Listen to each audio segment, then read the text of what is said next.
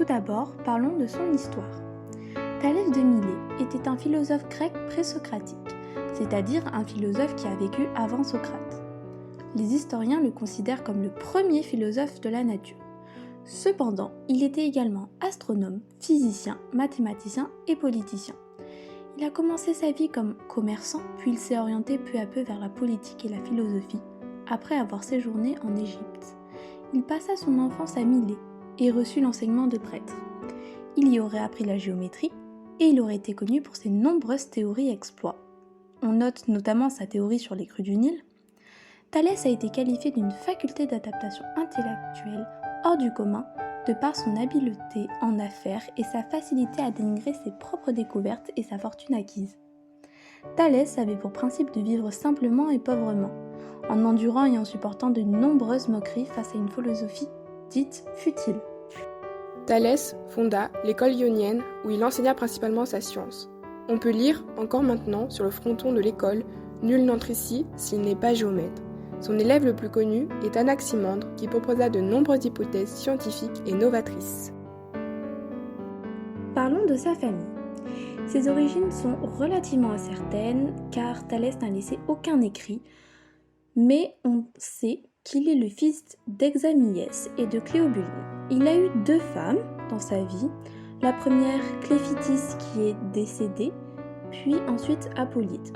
On sait également qu'il a eu un fils, Cybiston, mais on n'a aucune information quant à la mère de cet enfant. De nombreux philosophes tels que Socrate se sont moqués du scientifique, puisque d'après une rumeur, il serait tombé dans un puits parce qu'il était trop occupé à observer les étoiles. Effectivement, ces critiques disaient qu'il valait mieux comprendre la Terre et les phénomènes étranges qui l'habitaient plutôt que le ciel et les étoiles. Cependant, grâce à ses observations astronomiques, il aurait prédit une très bonne récolte d'olives, ou il aurait loué un grand nombre de pressoirs.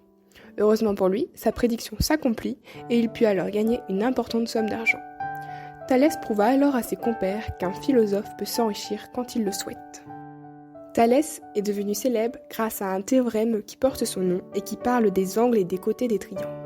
Il s'applique sur des techniques géométriques, des mesures de hauteur des pyramides et des mesures des distances en mer. De plus, il fut connu par ses exploits comme la prédiction des éclipses et des recherches mathématiques, notamment en géométrie. De nombreux écrits nous rapportent qu'il aurait affirmé la sphérécité de la Terre par l'observation de l'ombre de la Terre sur la Lune lors des éclipses. Maintenant, parlons de sa philosophie. La philosophie de Thalès nous a été transmise grâce à de nombreux écrits, dont ceux d'Aristote.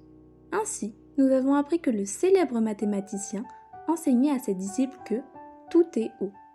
En effet, selon lui, les objets solides étaient formés d'eau condensée. De plus, il a été l'un des premiers qui tentent d'expliquer l'univers sans l'utilisation des dieux de l'Olympe. Ainsi, Thalès disait que la Terre flottait sur l'eau. Il décrivait la Terre comme un disque gigantesque qui flottait sur un océan infini appelé eau céleste. Nous avons relevé ces citations les plus connues. Tout d'abord, le temps met tout en lumière. Ensuite, tout est eau. Il ne suffit pas d'avoir les mains propres, il faut avoir l'esprit pur. Et enfin, la nécessité est la chose la plus forte puisqu'il n'y a rien dont elle ne vienne à bout. La doxographie est un ensemble de récits anciens qui regroupe de nombreux travaux, dont ceux de Thalès. Nous pouvons également citer le cadran solaire.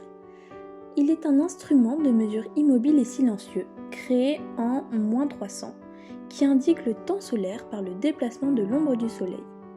On a également le gnomone, qui est une invention permettant de mesurer la hauteur du soleil.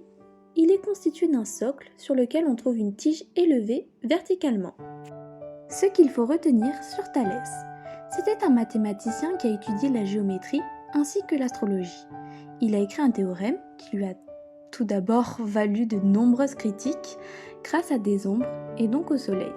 Il était aussi un philosophe qui prônait l'importance de l'eau.